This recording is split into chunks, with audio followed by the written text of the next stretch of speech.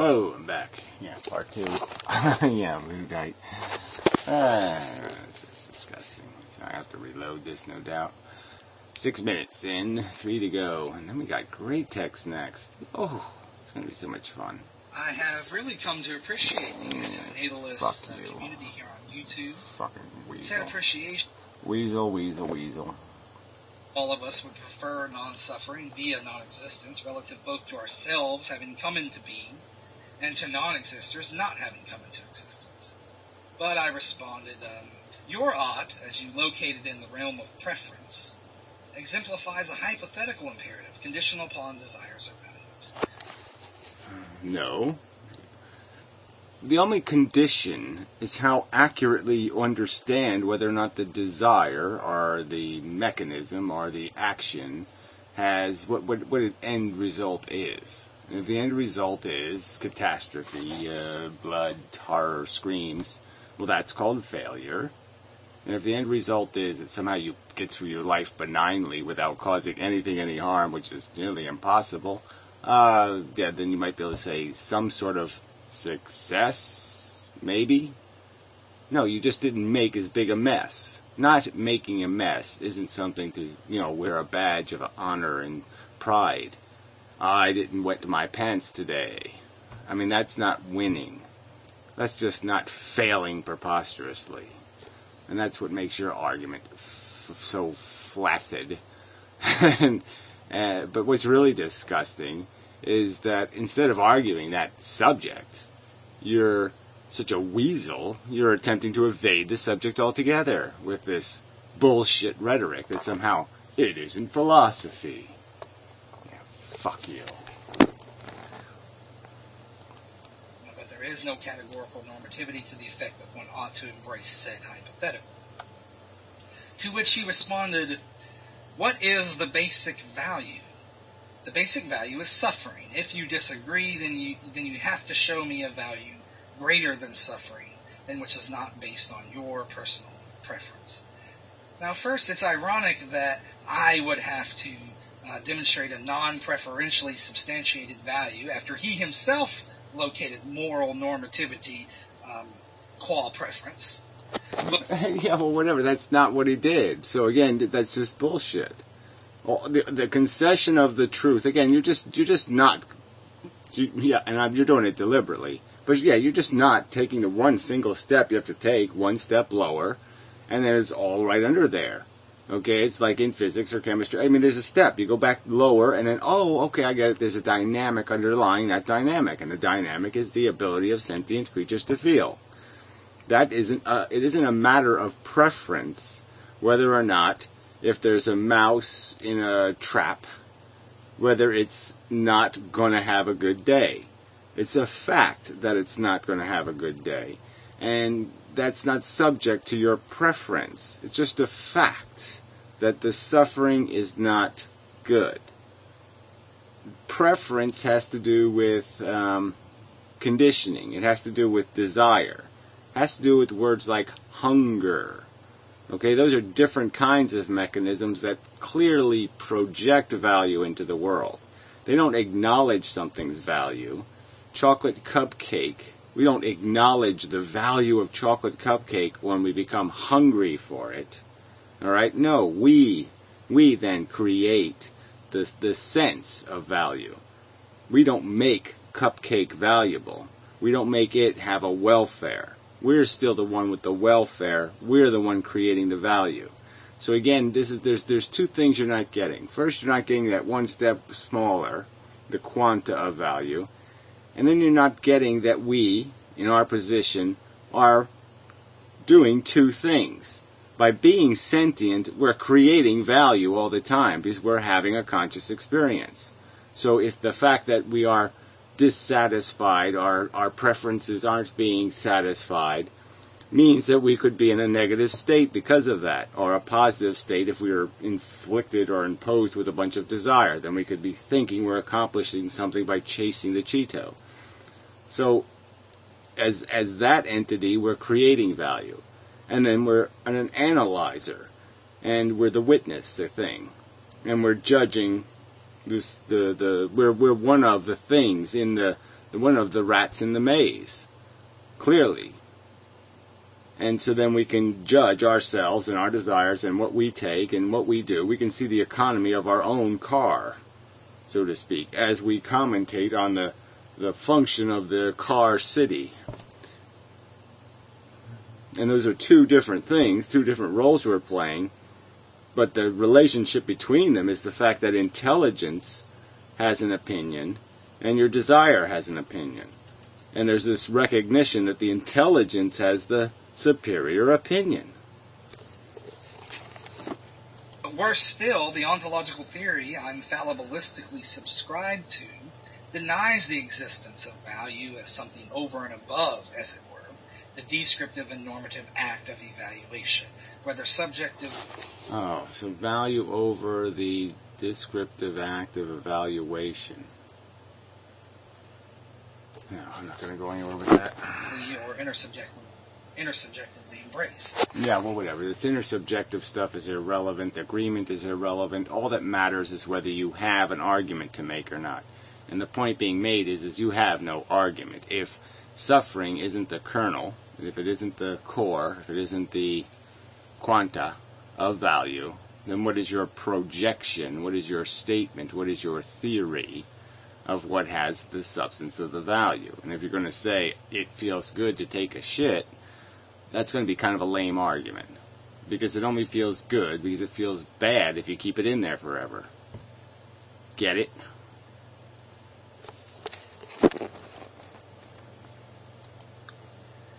Now, said nihilism is to value what atheism is to God. Said nihilism is to value what atheism is to God.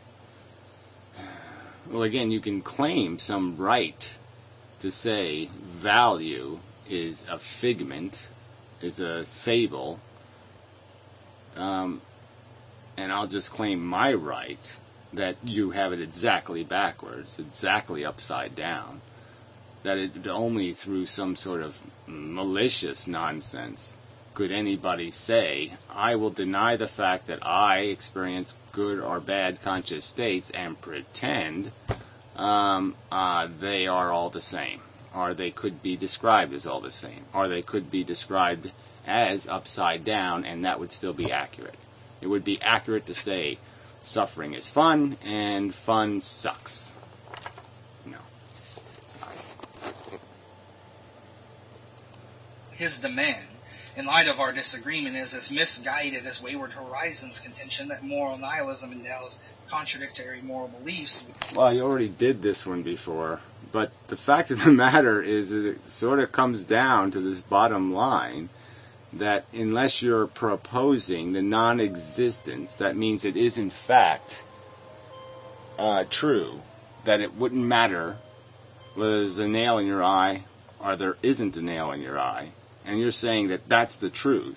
You're not saying that you're not sure because it's complicated. You're saying that's the truth, that nail in your eye and no nail in your eye is the same conscious experience. There's no value difference. Raped 13-year-old girl, not raped 13-year-old girl, same difference. And that's the fact. And that you're not claiming that the fact is some kind of, unresolvable thing that we can't quite know what the best outcome was, or what the best circumstance was, because we can't see the outcome. Well, those are two different prospects. So admit that you're saying that it doesn't matter if somebody rapes and kills your daughter. It only matters to you. It doesn't matter to her welfare. It shouldn't matter to anybody else because it's completely irrelevant in your understanding of reality. In your understanding of reality, she might as well get raped. That's what you're saying, you retarded fuck. So if you're going to say non-contradiction doesn't apply here, then you have to state explicitly that you don't think it really does matter if your daughter gets raped, and that you only think it matters because you're emotionally going to react to it. But it does. Your emotional reaction is completely just as silly as if somebody shoved a black dildo up your ass and you enjoyed it. It doesn't mean anything. It's just some sort of emotional nonsense. It has no coherency to any factual reality that something precious has been destroyed in a terrible and awful manner, and that it would be better if that didn't happen. That's the consequence of what you're saying, asshole. So don't claim the guy can't call you on a contradiction unless you're willing to say it doesn't goddamn matter. If everything you think is precious in the world gets raped and murdered. You fucking hypocrite. All of woe and grief. All caused by assholes like this. Fucker. Stupid ass. Really, I'm learning to hate these people. Thoroughly. Completely and passionately. The status of truth. My misery in me demanding of a value irrealist a greater value, when instead a realist denies the existence of objective value, would be like a theist demanding of an atheist the demonstration of a God other than, perhaps, Jehovah. I don't really see how there's any comparison at all. If somebody tells you that every bit of evidence, every bit of rationality, every bit of logic in their life points to this fact, okay, that there's no other way to function but under the presumption that my penis and my heart and my stomach aren't my smart organs, that my intelligence is in my brain, and that I should apply my intelligent reasoning to value equations, and I shouldn't listen to the penis. I mean, really, you give it you let it off the leash now and then, but you don't be run by the damn thing. That my desires motivating inside of me are some sort of personal preference. I happen to like chicken. I like eating chicken, but I don't eat chicken.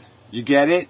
Because my brain knows better. So I don't go by what I like personally, because that would be stupid, because that's ignorant. My brain is educated and understands, and so it says, no, it's not right to eat the little animals, so don't eat the little animals. You get it, shithead? Not very fucking complicated. And if you're going to challenge that belief system and call it a miserable philosophy and sloppy and doesn't meet up to this philosophical muster, I think it's a small obligation you have to explain what the reason would be that somebody would look over at the fence of fantasy we get to just make it up all on our own and say, why the fuck would I jump over there? It doesn't make any reasonable sense to assume that my understanding of sentience and the fact that it exists in these other creatures and that it's not a good thing when they suffer, that simple equation is somehow broken, that E equals MC squared formula is broken. Well, if you're going to challenge the basic structural formula, E equals MC squared, then I think it'd be reasonable for the Einsteinians to point to you and say, what do you got, fucker? I think that's fair. What's your formula? Nothing equals nothing. Oh, fucking brilliant. Stupid ass. When said atheist is in effect a God realist.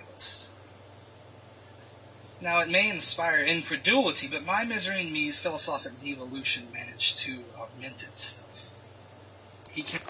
Augmented devolution. I mean, really, he couldn't have just said, well, he compounded his error by then saying I was an ugly, stupid putz. Yeah, and that's what you are. Continued, I say suffering has value as an objective, empirical truth.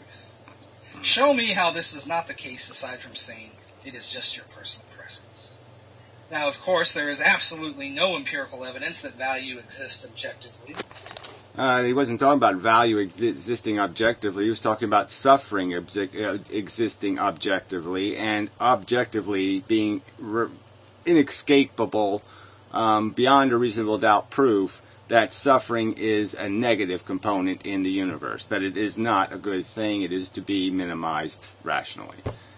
And you're saying no to that contention, that there isn't any evidence, there isn't anything to demonstrate it, it's not fundamental to every single word in our vocabulary related to some negative capacity of something can be directly tied to these suffering-style events of plague and horror and all the other nastiness that goes with that suffering, and yet you will insist that somehow that is a completely unfounded theory. And somebody's supposed to do what except just say, God, you're too fucking stupid for human conversation. You really are. Go have a conversation with fucking cinder blocks or something. But he's fallaciously engaged in demonstrative burden shifting, asking me to prove...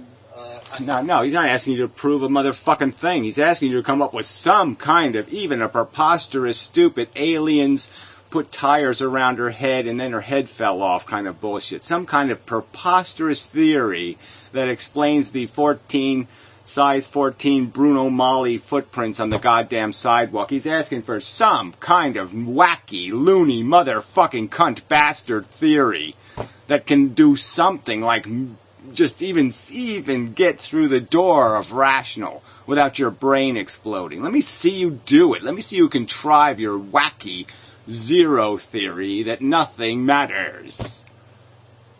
No, I don't think so, shithead. Negative, as it said. Just as the burden of proof does not rest with the atheist to demonstrate the non-existence of God, the burden of proof... Or whatever. I mean, I don't mind that burden, to tell you the truth, because I think the logical truth is right there in front of us. It's a fucking completely supportable, rational fact that the damn fables were made up. Right? So there's your rational proof right there. What shit do human beings ever make up that come anywhere close to reality? Unless they're Albert Einstein. Who does it? Who does this make up shit that's actually the truth? Oh, that's right, nobody. So there's your logical proof that fucking God is dead. Does not rest with the value irrealist or moral nihilist to demonstrate the non-existence of non-preferential transperspectival value. Oh, again, it's not about proof. It's about some kind of rational reason to doubt the fact that every one of these puzzle pieces completely fits. Evolution, attraction, repulsion, the basic mechanism of the universe. I mean, it ties together every string. There's nothing left over, no remainders, no broken pieces. It all fits together. The lines all match up. And you're making this argument that somehow a rational person should deny the existence of that rational setup, that perfectly logical matrix sitting right there in front of them, screaming, this works, this works, this works, and they're supposed to look over at your wacky theory where 13-year-old girls get raped and murdered and it doesn't matter. Yeah, fuck you. You should get what you should get what you've earned. You're gonna talk shit like this, you should have the shit fall on you hard, motherfucker. You fucking goddamn psychopath enabler. You look a little bit like one of those guys that should be on a poster, you motherfucking insidious, disgusting truth molester. I haven't attempted, nor have I seen any anti-natalist attempt to demonstrate the truth of this proposition. Yeah, I don't even know. What does that mean?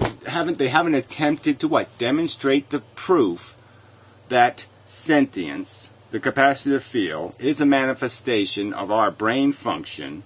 That through I have to prove my personal experience. Well, I can't prove it. I can only testify to it.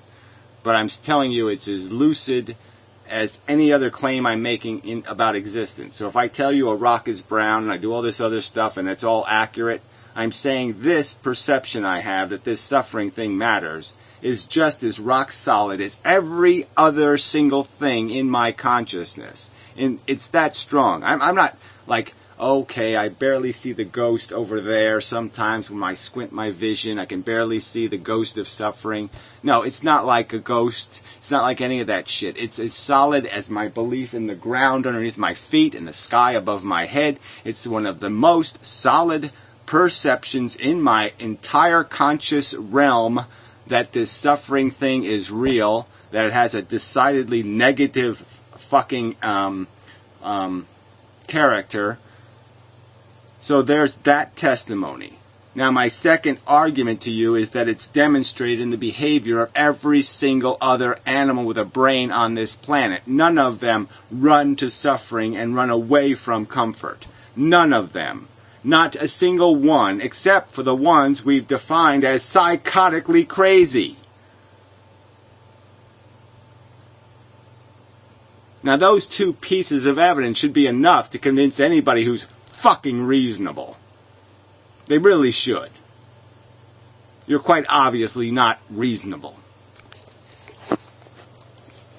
In conclusion, it's one thing to attempt to reach that red button at the end of the rainbow, so to speak.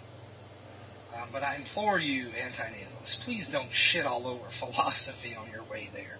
Well, I'm sorry. You're the one fucking goddamn coming all over philosophy. You're a disgusting pervert of philosophy. You're the insult to philosophy, fella. The grotesque insulter of philosophy.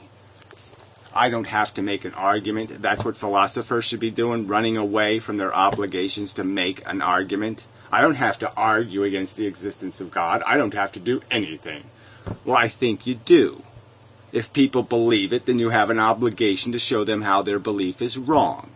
And like I've stated many times before, there are many logical proofs against the existence of God, that only unreasonable people can deny that those proofs are substantial. I mean, the fact that there are 500 or 5,000 different religions, okay, and now we have the law of non-contradiction, so we have a real problem, like why this religion, why not that religion, why not that fable, because they all are in the same category of made-up story. They all have the same credibility as a story. The only thing that distinguishes one from the other is popularity, and popularity in most cases was earned by guns and swords and spears. So, just fuck you. Fuck you, you scummy little twerp. Thank you for listening. Yeah, fuck you. And then one of these loud endings. Not sure if I should tell anti-natalists that I'm glad they exist. Well, fuck you. I'm not glad that you kind of cunts exist, you sadistic lunatics. You destroyers of the only thing of beauty in this fucking goddamn universe, which is the sensations manifest in neurology. It's the only thing that matters. It's the only thing that's really beautiful.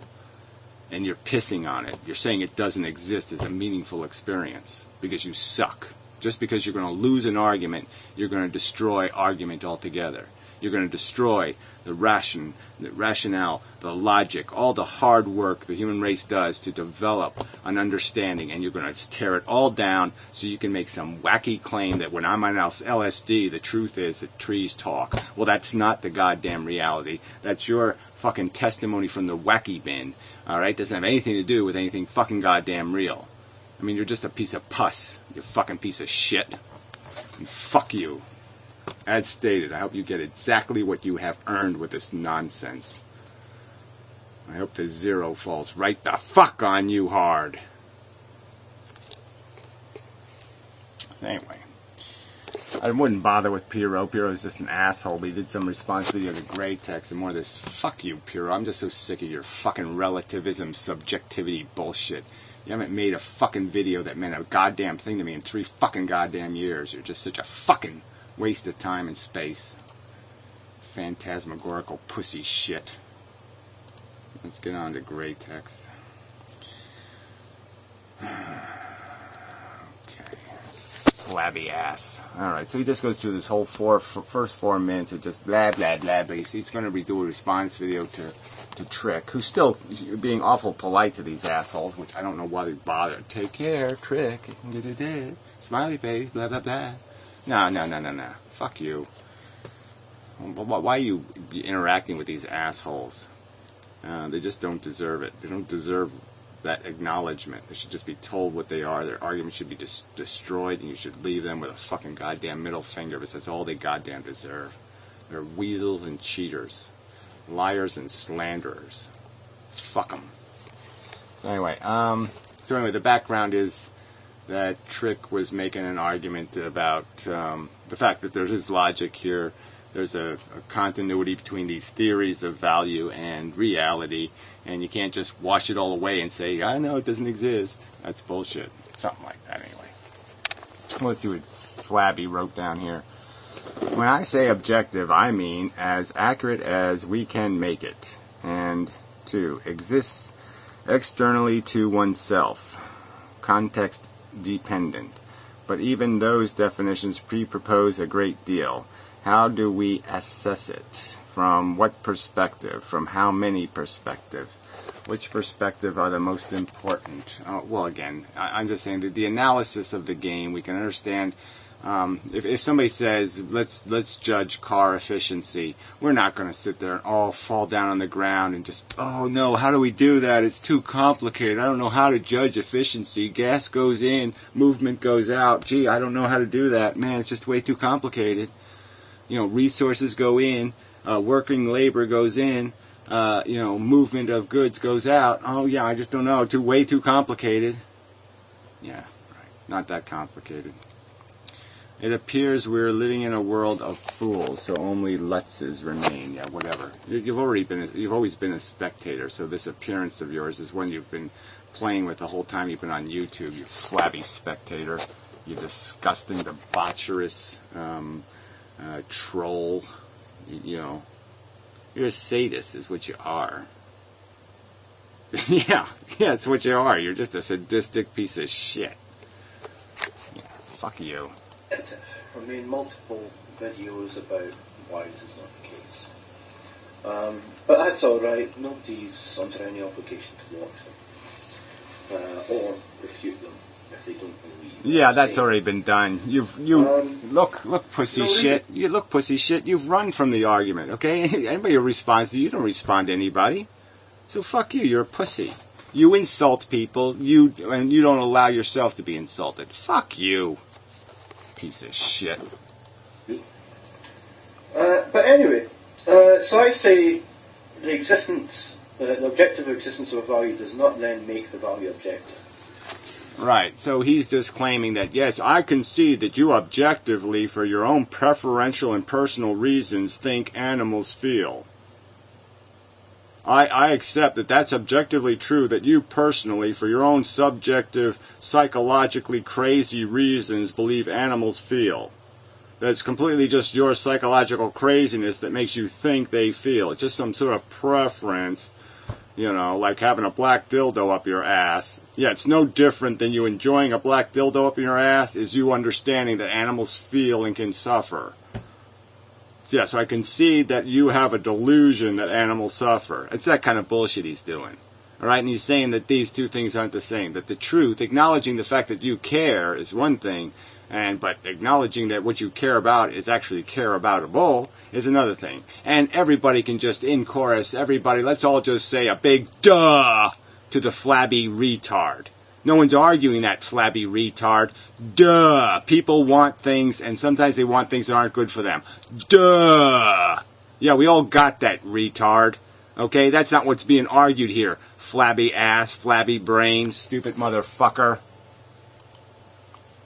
And Trick0171 responds, if you are using language correctly, it does. As you cannot have one without the other. Well, given the rape example, I don't see how you could say that. Like, yeah. Anyway, but just the wording. You know what I mean? The thing is, with people who make comments, they tend to just ignore. When you look at the comments, you tend to just not dissect the comments properly and look at the presupposed notions. But if you are using language correctly. Now, this is... Okay, so this is, remember, what he's doing here, he's, like I say, he left a one-sentence, idiotic, inane comment on a video mocking other people for having philosophical recklessness, right? So he leaves this wordplay comment on a video mocking other people because somehow they're insulting the professional philosophy business. And so he basically comes into the store with a little word gimmick, okay, where he says, yes, it's objectively true that you subjectively want. But it's not objectively true that what you subjectively want is objectively valuable. And that's essentially what he's saying in this little word game he's playing, which is nobody's dispute, which has absolutely nothing to do with any argument anybody on this planet is actually having. And so you see how malicious and disgusting that is. And now he's going to evade what the overt statement was, which is objectively equals objectively. Those two words were on either side of his value equation, and you could, like physics, you just cross off all the other crap and the subdividers and the multiply and inverse and multiply and cross that shit out, and what you end up with is objective and objective on the two sides of his statement, which doesn't make any goddamn motherfucking sense.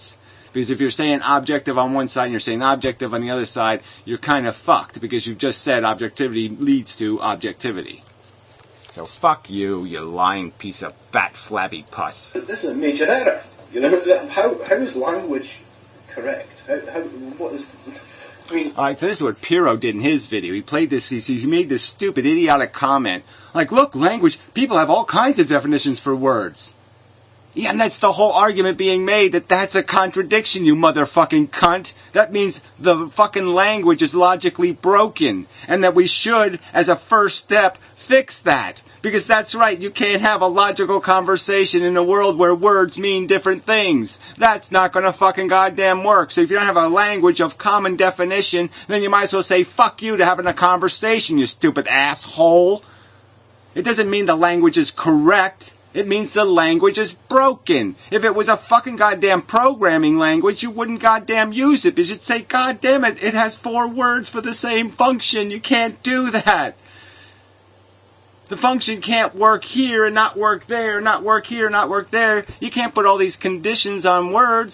Then you have to come up with a better word. Nobody would write a language that's stupid.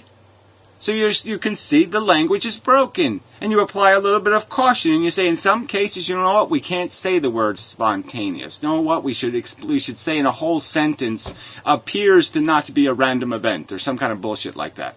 But you can't just use these words because they are sloppy fucking words.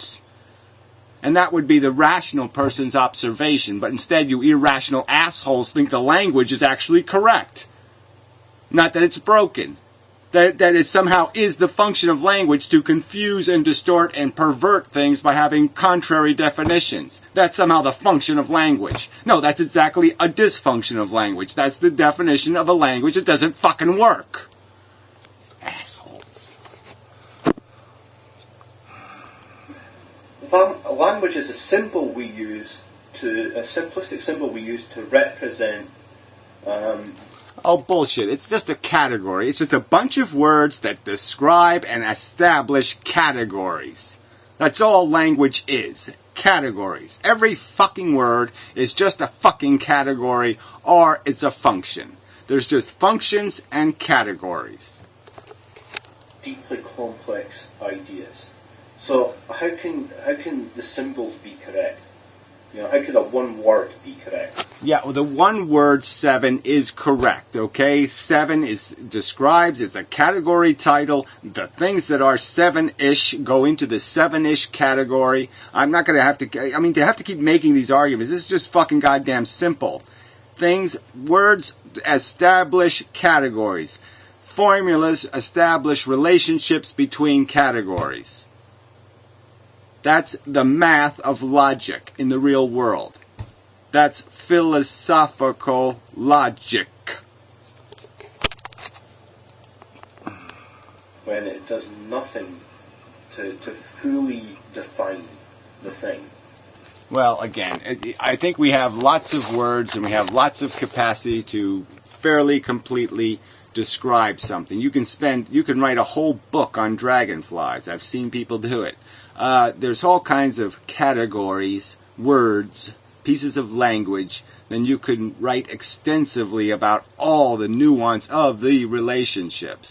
Okay, so it is just bullshit to say it isn't there. And then there's a whole bunch of those stupid category words that are just silly talk, silly mushy stuff. But if you wanted to waste time, you could spend a few centuries writing about love. And it can't. Language can never fully define something. You could write 10,000 words to describe an idea. Yeah, so just 10,000. Like I said, there's just no point, right? So, clearly the argument is that you can't describe every single woman in a miniskirt throughout the whole history of mankind.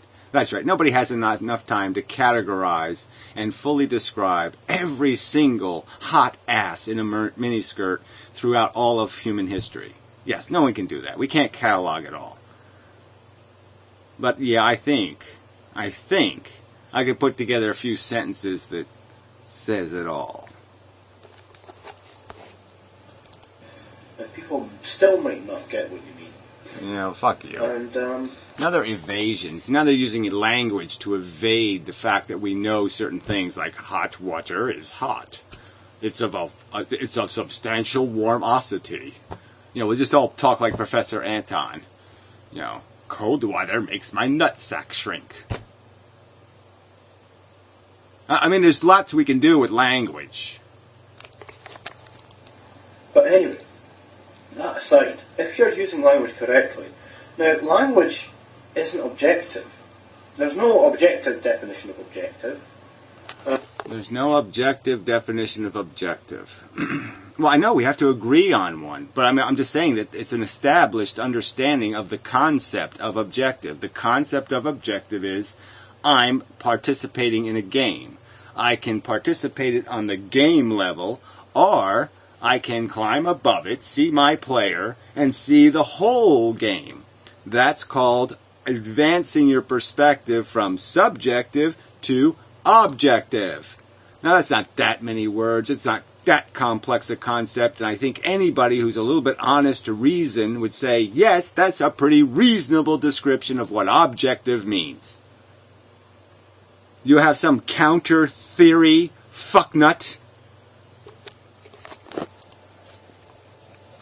If you look objective up in a dictionary, the definitions will differ from dictionary to dictionary. Yeah, well, none of them will include the horse shit that Do in the Morning wrote down, a consensus of opinion. Yeah, well, that's never going to fit in a dictionary. And not only will they differ from dictionary to dictionary, there are multiple definitions of the word objective in each dictionary. So what? Does that mean there's actually multiple reasonable ways to use this concept? Is the concept that broken? No, it's that, yes, there's circumstances where some people just mean that it's my objective to get somewhere. So yeah, that's a different use of the word. It's a completely different context. So in that context, you can use the word and it has a completely different meaning. But when you're going to talk about objective perspective, it's going to be a limited definition. And the definition is always going to have words like bias or corruption or limitation in there. And it's always going to imply, if not directly state, that the key is that you can't have a prejudice and that you have to have sufficient information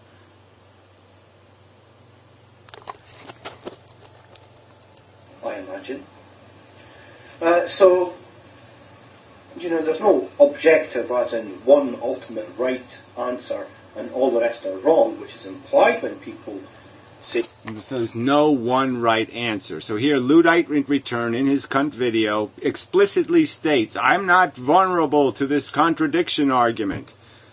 And now you're stating, right here, Luddite at least at least he's making the argument, sense of from his perspective. Okay, he's saying there is no right or wrong.